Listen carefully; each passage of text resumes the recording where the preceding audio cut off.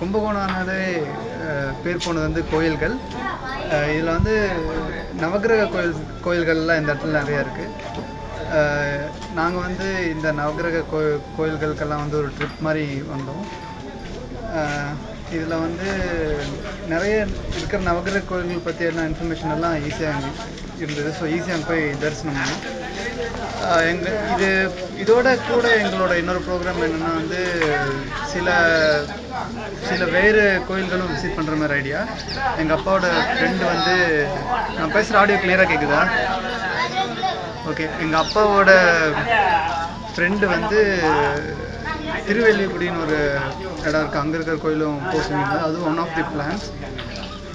ஆனால் இந்த கோயில் பார்த்தீங்கன்னா வந்து ஆக்சுவலாக கும்பகோணத்துலேருந்து மயிலாடுதுறை போகிற ரோட்டில் வந்து ஆடுதுறை தாண்டி குத்தாலன்ற ஏரியா பக்கத்தில் வந்து இந்த அந்த ஏரியாவில் இந்த கோயில் இருக்குது. ஆனால் இதில் என்னன்னு பார்த்தீங்கன்னா, இந்த கோயிலை பற்றி இந்த சுற்றுவார் வட்டாரத்தில் இருக்கிற நிறைய பேருக்கே தெரியல. ஆனால் இந்தளவுக்கு ஒரு குக்கிராமத்தில் இருக்க ஒரு கோயில். ஆனால் அந்த கோயிலுக்கு நாங்கள் ஆக்சுவலாக வந்து இந்த கோயிலுக்கு நாங்கள் வர முன்னாடியே வந்து நான் இன்டர்நெட்டில் வந்து இது பார்த்தேன். இந்த கோயிலுக்கு மட்டும் எனக்கு இன்ஃபர்மேஷன் அவ்வளோ ஈஸியாக கிடைக்கல. அப்புறம் தேடி விக்கி மேப்பில் பார்த்து பிடிச்சி நாங்கள் அந்த ஜிபிஎஸ் உதவியோடு இந்த கோயில் இங்கே வந்து கண்டுபிடிச்சோம். ஆனால் பார்த்தீங்கன்னா எங்கள் சுற்று வட்டாரத்தில் இருக்கிற ஆளுங்களுக்கே வந்து அந்த கோயில் பற்றின இன்ஃபர்மேஷன் வந்து அவ்வளோவா தெரியல. திருவெல்லிக்குடின்ற ஏரியாவே அவங்களுக்கு இருக்கிறத நிறைய பேர் தெரியல. திருவெல்லிக்குடியோட சிறப்புகள் வந்து அந்த கோயில் குருக்களோட நாங்கள் பேசும்போது தான் தெரிஞ்சுது. ஆக்சுவலாக எனக்கு வந்து இந்த கோயில்கள் பற்றியெல்லாம் அவ்வளோ இன்ஃபர்மேஷன் தெரியாது.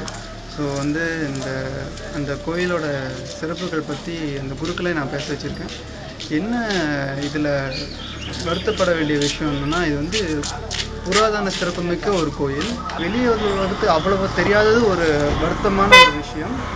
அது தவிர வந்து இந்த கோயில் குருக்கள் இவர் வந்து மிகவும் ரொம்ப லோ பேமெண்ட்டில் தான் இருக்கார். மாதம் ஒரு 150 ரூபா தான் இவருக்கு சம்பளம் கூட.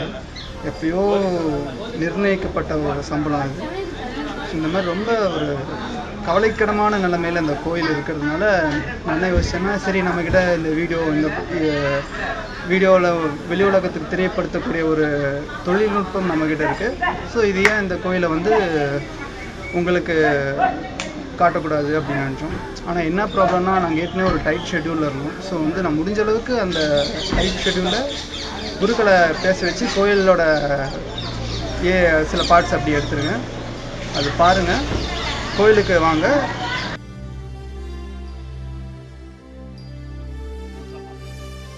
திருப்பி ஓகே. பார்வதி பரமேஸ்வராளுக்கு எங்கே மேலே ஓகே பார்த்தீங்களா? நல்லா தெரியும். பார்வதி பரமேஸ்வராளுக்கு பிரம்மா திருமணம் செய்து வைக்கிறார். ஓகே, சொல்லுங்க. பார்வதி பரமேஸ்வரருக்கு பிரம்மா திருமணம் பண்ணி வைக்கிற காட்சி இது திருமணத்தலம். ஓகே. பரகேசரி மன்னனுக்கு திருமணம் நடக்காத காரணத்தினால் பரமேஸ்வரன் பூஜை பண்றான் பரகேசரி மன்னன். அகஸ்திய சாப விமோசனத்துக்காக தவம் இருக்கார். பார்வதிக்கு பசு சாபம் ஏற்பட்ட உடனே பார்வதி இடபாகத்தை முதலியே பரமேஸ்வரன் கொடுத்துட்டார். மீண்டும் நீ வலபாகத்தை எனக்கே கொடு, மீண்டும் யாரையும் நீ திருமணம் செய்யக்கூடாது, என்னதான் திருமணம் பண்ணிக்கணும் அப்படிங்கிறதுக்காக அர்த்தநாதீஸ்வரர் வலபாகம். வந்து பரகேசரி மன்னன் திருமணத்துக்காக பூஜை பண்றான். இங்க பரகேசரி இந்த பக்கம் அந்த அரசகுமாரினி நான் மீண்டும் திருமணம் பண்ணிக்கணும் அப்படின்னு அந்த அரசகுமாரி சிவலிங்கத்தை பூஜை பண்றாங்க. நீண்ட நாள் திருமணங்கள் ஆகாதவர்கள் தலத்தில் வந்து பரமேஸ்வரன் வழிபட்டால் திருமணம் நடக்கும் அப்படிங்கிறதுக்காக இது சாட்சி.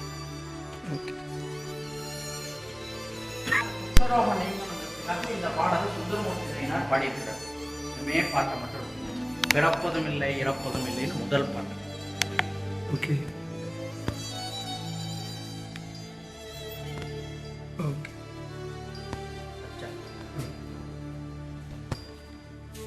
பரமேஸ்வரனுடைய திருமணங்கள் நன்னா நடக்கணும்ட்டு தன்னைத்தானே பூஜை பண்ணிக்கிற விநாயகர். இந்த விநாயகர் பேர் சங்கல்ப விநாயகர். லைட் போட முடியுமா?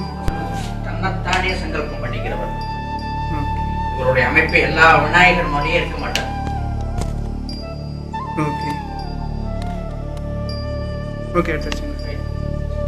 இது ஒரு திருமண தலம். ஓகே. இந்த திருமணத்தனத்துக்கு அப்புறம் தான் திரு மகிழ்ந்தச்சேரி தான், திரு மணஞ்சேரி கிடையாது. இந்த யாகம் பண்ணி பூஜை பண்ணியிருந்தால தான் திரு வேள்விக்குடி.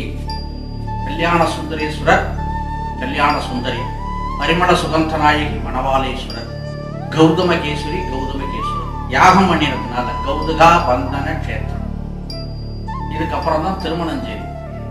இங்க வந்து பரமேஸ்வரனுக்கு அர்ச்சனை பண்ணி போனோம்னா 1 மாசத்துல திருமணம் நிச்சயமா நடக்கும். இது கங்கண தாரணம் பண்ணி தான் கல்யாண அர்ச்சனை நடக்கும். இந்த திருவேல்விக்குடி கோயிலை பற்றின விஷயங்கள் இன்டர்நெட்டில் 2 வெப்சைட்டில் இருக்குது. அந்த வெப்சைட்டையும் பார்த்தீங்கன்னா உங்களுக்கு இன்னும் மேலும் சில விவரங்கள் அதில் கிடைக்கும். இந்த குருக்கள் சொன்ன கதையும் அதில் தவறி எழுதியிருக்காங்க. தேங்க்ஸ் ஃபார் வாட்சிங் தி வீடியோ.